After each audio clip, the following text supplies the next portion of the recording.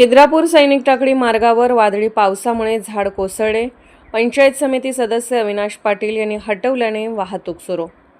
खिद्रापूर सैनिक टाकळी मार्गावर वादळी वाऱ्याने व वळीव पावसाने भलं मोठं बाभळीचं झाड रस्त्यावर मुळासकट उपटून पडल्याने वाहतूक ठप्प होऊन भाविकांची गैरसोय होत होती।